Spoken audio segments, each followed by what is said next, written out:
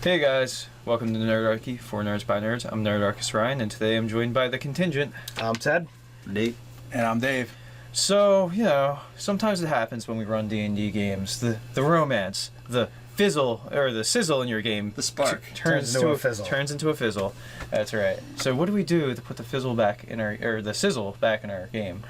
So we've gotten a lot of comments about this where there's a lot of people that experience the same thing as our group does. And then there's other people that play the same campaign for years and years. I'm so jealous and envious of them. So we can only talk about from our experience at our table. What seems to happen is, there's always a core DM over the years. There's always been a core DM who eventually finally goes, dude, guys, I need to play. I can't just burn out on doing the task, the work. Well, for starters, rewind the clock. Back in the day, we would meet every week. We would game Friday night, Saturday night, whatever have you. It eventually moved to just every Saturday night, and we met like clockwork. And we played. In the beginning, it was either you or Steve who was running, and we'd show up at 4 or 5 o'clock in the afternoon, maybe 3 o'clock, and game until 2 in the morning, 3 in the morning, 2 to 5 in the morning. There's been we brought in the daylight. We did bring in the daylight at least once. No, it was more than once. Well, I said at least once. Having to come up with storyline, coming up with plot, every single week. It gets exhausting. Eventually, the DM chair has to change because somebody needs a break. And the problem, when the DM says, I need a break, is the game breaks. Because nobody's there to run it. Well, no, I mean, somebody else picks up the chair and a new story is created. And then you've got these characters that are sitting in limbo waiting for their adventure to start next. But what happens is something new occurs. And as players, we enjoy the game so much that coming up with something new and coming up with whatever is current becomes the appeal, and you play that until the new and shiny. Until again you wind up hitting that wall, and a DM needs a break, and then it becomes do you come back and do this one, or do you create something new? And when it's left to a vote, it's usually 50-50 or, it's close to. So we've got literally, dozens of games that have been lost to the years because there's always another story right around the corner, or somebody's like, well, I want to run this different game. So here's a thought, and actually this is probably even a whole nother video.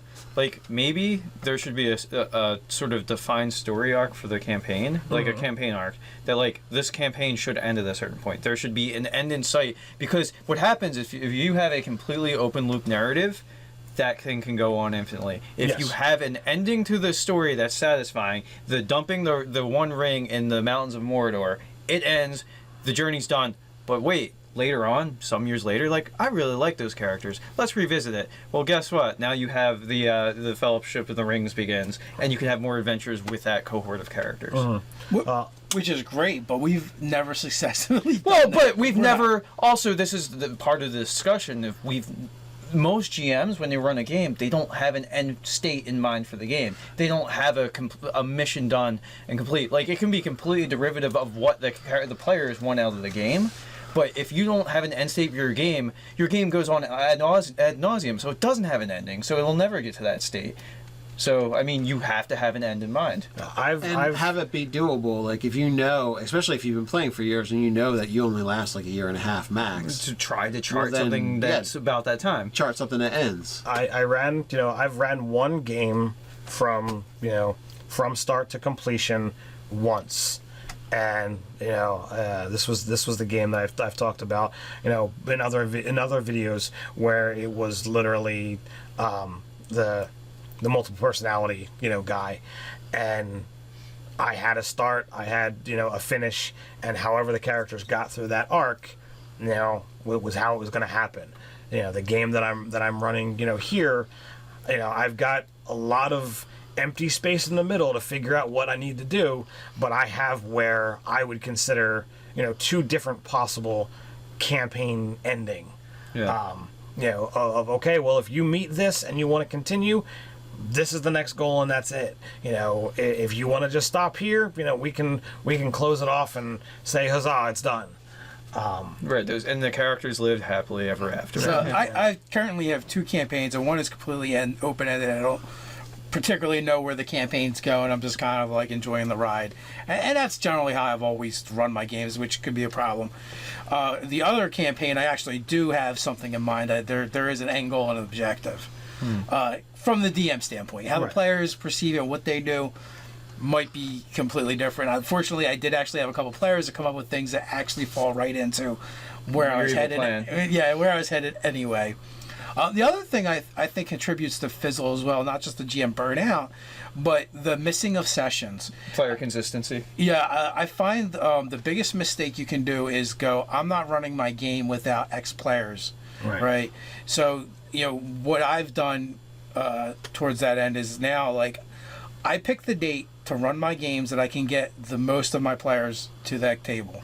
If some of them don't show up for a couple sessions or whatever, I'm not going to stop that game, because I know that's a huge part of campaign Fizzle is taking breaks from the actual game. So consistency, like if you can just consistently, whatever you're like right now, we're actually playing in a decent amount of games, but they're spread out amongst different DMs. Right. So I feel like everyone gets breaks, between sessions, right? So that we're not constantly like week after week hammering the same DM to be creative and perform. Right. Dance, monkey, dance. So I mean, but one of the things too is you could actually game less. Say you're playing every Saturday, and like as the GM, like it's really grueling to get that material ready to be something that's satisfying to run your players through.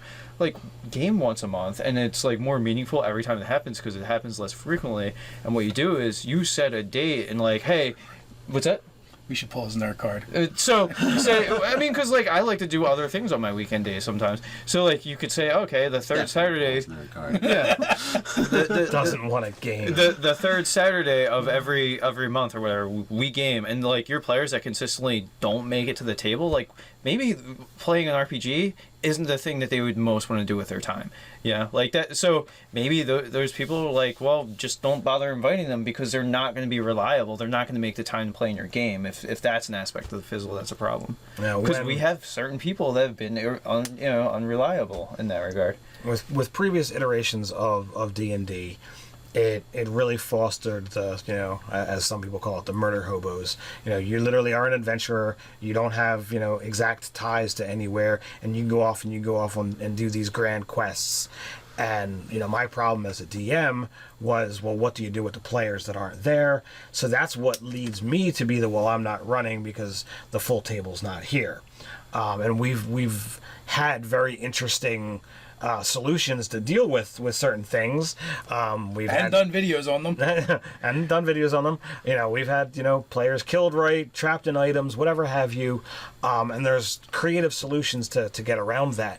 But 5th edition really builds the building blocks of, well, you should really have a career. You should really have a thing that you do, and then besides that, you occasionally are an adventurer. You occasionally step up and assume the role of a hero and go do something, cool and storytelling noteworthy wise. I'm not sure if I agree with that assessment. I mean, it definitely steps up and says you at least did something before. It doesn't necessarily mean you're continuing to do it. But you have the life outside of it. Yeah, and now maybe you're an adventure, or maybe like you said, I think it can go either way. Well, I'm running it from my perspective of that you have to be doing something to sustain yourself on daily life, because adventuring is not it. And what it does is that locks you into... That's just because our DMs we have cheap ass DMs that don't give out loot. Yeah, exactly. You can't make it because they don't give enough to coin out. Well, you gotta get a job. What I'm saying is, like, you by having ties to a place, to a city, to a locale, it allows the mutability of, well, if Nate and Ryan aren't going to show up this week, their characters have something to be doing. We didn't stop mid-quest, mid-adventure, and now all of a sudden I need to deal with their characters, being present. You're funny, Ted. You just gave a long-ass explanation of a solution to the problem that the DMs are having when their players not showing up without, like, just saying that. Like, what you're saying is absolutely correct and right.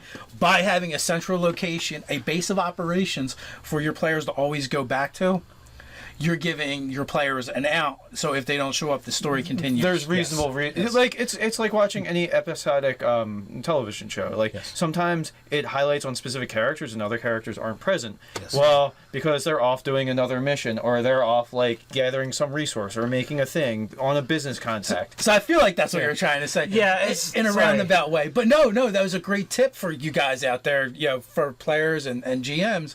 Like, that's a way to deal with that in your game in order to keep it moving and lessen the chance of fizzle. Because I hate coming up with, you know, a stupid reason as to why, you know, someone's character isn't there. Jorgen the Bold is standing in the back and not saying anything. With a bucket on his head. Because there's times that an interaction is going to happen where a character is technically present, and like they would have to say something, they would have to do something, but because that player is not at the table, that person standing in the back, or you know, you have to come up with some silly excuse as to why they're not talking or why they're not in the room. You just completely ignore it, and that's the only other option.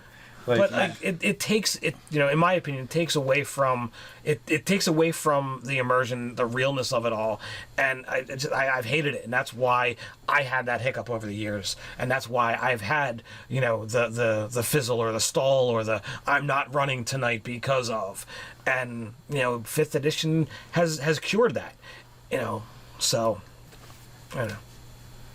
Nice. But no, that does help. And I don't really think that has anything to do with 5th edition. That's just your perception. Okay. Because we're playing 5th edition, and now you're the implementing that. perception check. Something I read in one of these 3 books said something to that extent. For you. You know, however you want to look at it, that's what I took out of it, and that's how I've used it to my advantage. Well, that's better. Yeah, Watts gave you permission, so now. Now you can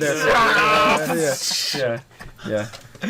Well, it doesn't matter. Whatever triggered the light bulb for you, it just happened to be in this edition. And this is something we could have implemented at any time, but we never did for whatever reason. You know, I think also playing Mutants and Mastermind actually helped with that a lot too, because that's where you actually first ran that type of game. That's where we all have, like, you know, in the Dresden Files game or the superhero games, like, you know, the bat signal goes up and who is available. Well, and you think about, so you got cities, towns. If you're playing other types of game, it could be the spaceship like the Enterprise, or like, you know, the Serenity for Firefly. Like, it's the base of operations, but it's just like, you know, like this character's got a cold and they're not going out on the ground mission or whatever, or they got some weird alien virus for the time being. It's a story mechanism to put into your game that will help defeat the syndrome of we can't play because X isn't here today. Right. Yeah, and then that happens 2 or 3 times, And then you don't have the you game. don't play. Yeah, it totally destroys whatever it was you were going for. So the fizzle, you know, comes from stopping playing to some degree or another, and it can happen from a DM needing a break, players not showing up. So I have another sort of suggestion too. Like, say that because GM burnout, if they're doing all the work of creating the game for people, have somebody else step up and just run like a clearly defined one shot. Either it's a pre-published thing because then that just has a definitive end, right? Because that adventure ends, or you play a game where like the survivability is pretty low, like, you know, say like a Call of Cthulhu, where you pretty much know all your characters are going to be dead and or insane by the end of the night. So like, you know, you do something that's clearly a one shot to kind of like shake things up a little bit, and then like you can go proceed getting back into your original core game after your GM's gotten a break. If you are looking for just a week off, Ryan's suggestion could clearly work, but you could just pull out a board game night, some board games, and there's plenty of articles on nerdarchy.com about great board games. Yeah, just saying. I heard there's one or two. One or two. Or one a week, every week, all the weeks. Yeah. All the weeks. So, yeah, like, you know, this is us relaying our experience with Campaign Fizzle. Like, I would love to hear about you guys telling your stories about your games that have gone on for years. Like I said, I'm kind of envious. I've sworn that the 2 games I'm running now, I'm running them to the end, whatever that means. Whatever that means. I want to see these characters, you know, one campaign started at 1st level, the other started at 3rd level. I want to see 20. I want to see the next 20 or 17 levels with these characters. And, you know, however long that takes, you know, I just, you know, I've personally made that commitment to make it happen. And it might be like the one campaign. And the one campaign that I have doesn't have a defined ending, but that doesn't mean I can't come up with one as we're playing. Like, if you haven't done it already and you're already gaming, you can move backwards and go, dissect everything and figure out what the end goal is. Like, so How would that narrative wrap up? Like, how would everything kind of stitch together, or a good portion of it? yeah, like I had a milestone in that campaign I wanted to hit. I've hit that already, so now it's like, actually I hit 2 of them. I've introduced Chaos Prospectors, and they're now like they're part of the local scenery kind of thing, and so that's done. I've established a connection between the world, worlds. the 2 worlds of Chimes of Discordia, the Gryffindor side of it, and also the world ruled by the Dragon Emperor, which is full of dragons and dragonborn and all kinds of freaky draconic creatures. Right. So in essence, like I had 2 milestones I wanted to incorporate, and I have. So it's just a matter of stacking them up until I get to the big one. It's like, okay, this was the center of the hub. This is what we were going for all along, and I just have to figure out that. To if you've got a campaign that you want to start small and build from there, it is easily possible to begin to extrapolate from your players, like through their backstories and their actions, what it is that they would like to achieve, and be able to assign that as an end goal. After you've played for 5, 10, 15 sessions, you can then be able to put that in there and be able to get that arc without having to say, well, I don't know where to go next. It's sometimes better to have an idea of where you want to go at the start. Other times it's better to have it open-ended and see where everybody wants to go, not just where you want the story to go.